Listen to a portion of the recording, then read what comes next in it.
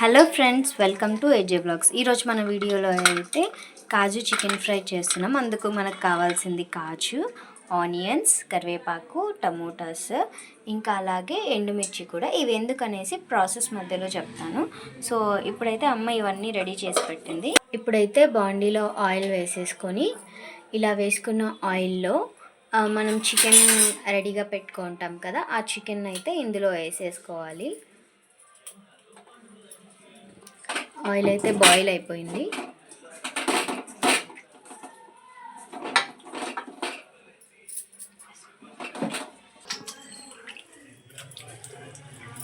ఇప్పుడు ఇలా చికెన్ అయితే ఇందులో వేసుకోవాలి. ఈ ఆయిల్ హీట్ అయిందా లేదా చూసుకొని.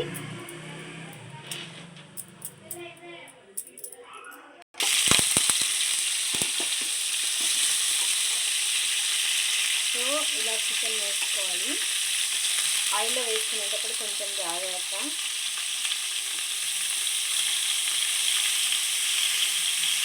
సో ఇప్పుడైతే ఈ చికెన్ మనకి బాగా ఫ్రై అవ్వాలి. ఇవి ఓన్లీ యాక్చువల్గా కావాలి అంటే ఓన్లీ చికెన్ బోన్లెస్ తీసుకున్నాం మేమైతే.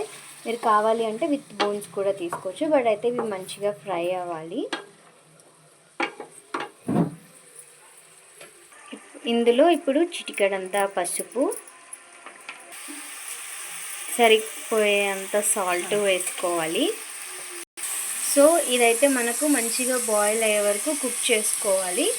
సో తర్వాత ప్రాసెస్ ఏంటనేది చెప్తాను. సో మరీ ఎక్కువగా కూడా ఓవర్ బాయిల్ అయిపోకూడదు. సో సిమ్లో పెట్టుకొని ఫ్రై చేసుకుంటూ ఉండాలి. ఇందులోకి ఇంకా మనం కావాల్సినవన్నీ కూడా ప్రిపేర్ చేసుకుందాము. అంతలోపు ఇవి మంచిగా కుక్ అయిపోయేలోపు ఇవైతే ఎండుమిర్చి ఉన్నాయి కదా, ఇవి మనకు కావాల్సినన్నీ కూడా ఇవి 1 అవర్ ముందు మనం నానబెట్టుకోవాలి. ఇప్పుడు అందులోకి కొంచెం టమోటా, ఎందుకంటే మనం ఫ్రై లాగా చేసుకోవాలనుకున్నాం కాబట్టి కొంచెమే తీసుకున్నాము. అది ఇంకా ఆ ఎండుమిర్చి వేసి మనం బాగా గ్రైండ్ చేసుకొని ఆ పేస్ట్ని మనం ఇప్పుడు ఈ ఫ్రైలో వేసుకుంటాం. చూడండి, చికెన్లో అయితే ఇలా వాటర్ అయితే వచ్చేస్తూ ఉంటాయి. ఆ వాటర్ మిశ్రమం అంతా కూడా మనకు ఇంకిపోవాలన్నమాట. అప్పుడు మనకు చికెన్ మంచిగా బాయిల్ అవుతుంది అని అర్థమవుతుంది.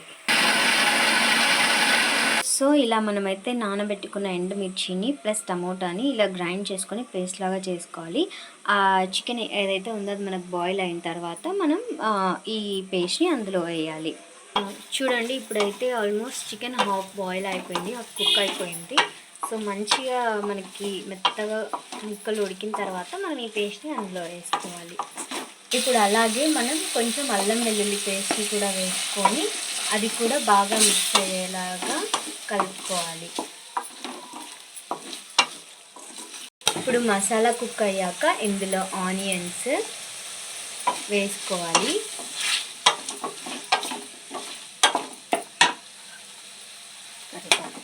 తర్వాత తగినంత కరివేపాకు,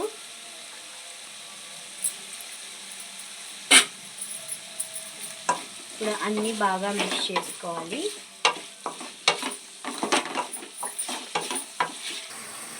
సో చూడండి ఫ్రెండ్స్, ఇలా చికెన్లో ఉన్న వాటర్ అంతా ఇలా ఇంకిపోయిన తర్వాత ఇప్పుడు మనకి ఇది ఆల్మోస్ట్ హాఫ్ కుక్ అయిపోయింది. ఇప్పుడు మనం ఏదైతే పేస్ట్ మిక్స్ చేసుకొని పెట్టుకున్నామో దాన్ని ఇందులో వేయాలి. సో అది కూడా బాగా మిక్స్ చేసుకోవాలి. ఈ రెసిపీ ఏంటంటే మంచిగా ఫ్రై కోసము.